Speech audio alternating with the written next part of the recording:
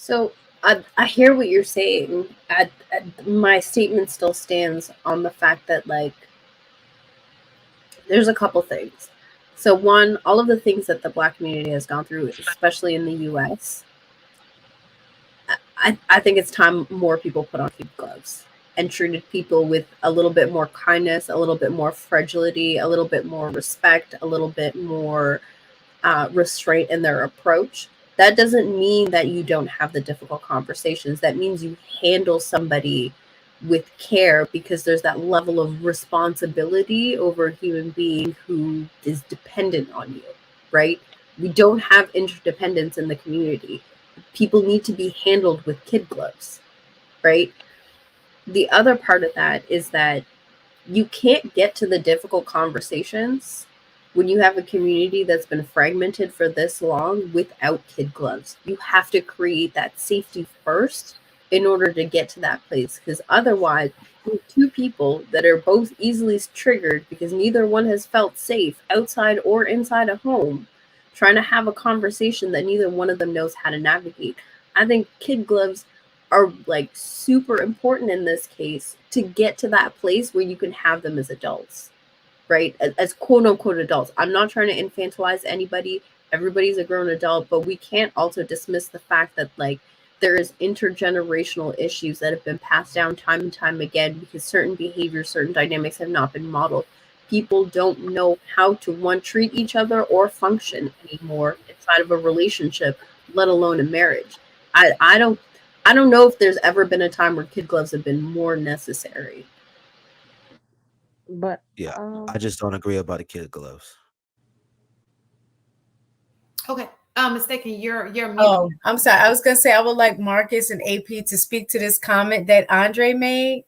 And I want to speak to that too. Is I have a Yeah, I wanted to hear a men's perspective, and then I was gonna ask y'all. Well, it kind of is the birthright. Like I don't. And then he talks about the competition piece. Okay. So first part of it is the biggest problem Black women think is it's their birthright to have a Black man. My opinion is it kind of is their birthright to have a Black man. Second part of that is, and don't have to compete because we are theirs, THEIRS. With that part, I kind of agree too, but the unfortunate piece is for Black women is that in this global, as connected as we are globally now, other women are willing to compete as well, and we're willing to entertain it. And I can't state how that makes a Black woman feel, because I'm not a Black woman, so I can't say how that makes them feel. But I think we as Black men need to be more cognizant of, and this is going to sound very simpish, and just try to follow me, of the struggle that Black women have, because at the end of the day, Black women want Black men. Period. We need to be able to say, okay, and I understand some of your trauma. I too have dealt with it myself. So instead of going after choosing a woman who doesn't understand any part of that struggle just because they are submissive or have done their homework and research and they have figured out how to bag the Black man,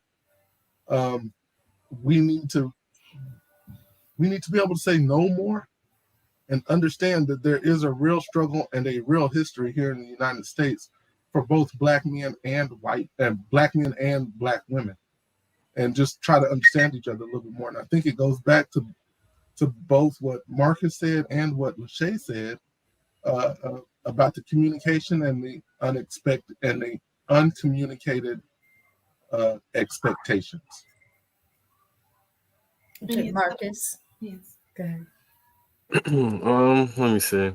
So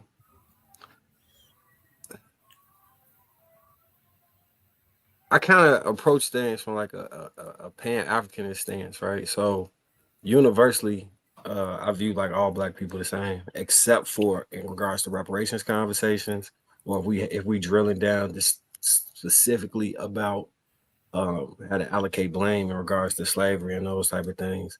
But like Malcolm X said, his mentor, our solution is global. So it will require a unification of all of those different sects throughout. So that's how I view that. Do I think it's their birthright? I think they got the right of first refusal, absolutely.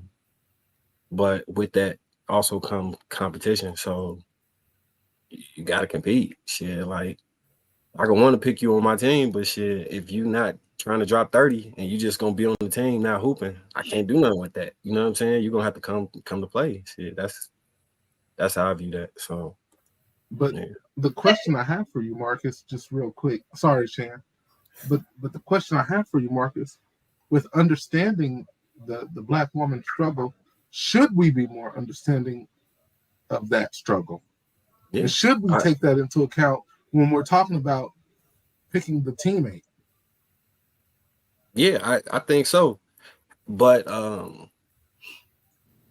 yeah, I think so. It's not even a but. I think so. It's Harrison gonna go because I really want to tackle this. No, they got it. You can go. So this is the thing. Okay. First of all, I want to say I love me some black men. Okay. I love me some. I have dated white men and ain't nothing compared to a black man. I just want to clarify that. Okay. But let me just say this. I do think that women should compete for you. But when a person competes for you, you got to do right by them. Who's winning? Y'all ain't marrying nobody. What's the even if I run a race, it's got to be an end. There has to be an end. Let me just say this. There has to be an end goal. I'm just saying marry somebody. Even if you go to Colombia and bring you back a chick, marry her. You want to go to Asia and get you a chick, marry her. If you want to go down the street to Susie's house and be with Susie, marry her. Okay, I don't care who you with. The problem is you keep picking like, oh, they want us. You feel like I gotta have all the candy. You know what I'm saying? And all you creating is little mixed babies, black baby, all these kids, and no marriage. You understand?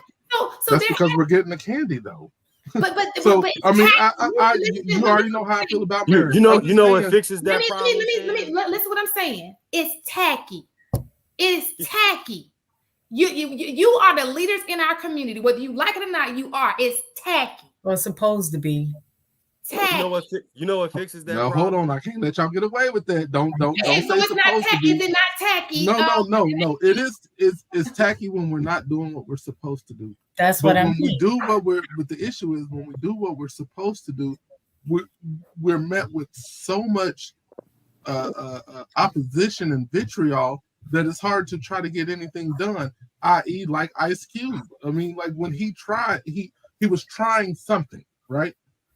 But it was women who killed what he was trying to do. It was a group of women that did that. What are you trying to do? With the contract with the contract with Black America, and he went on the Black Women's Panel. I don't know the name of the show. And they said, hey, what's in there for Black women? His response was, "It's for Weird. Black America. Aren't you Black? But there's nothing specifically for us. If it's to help the community as a whole, it helps you. But like I said, when you got a Black man trying to lead and trying to do something positive, but we get that pushback, it makes it very difficult to get anything done."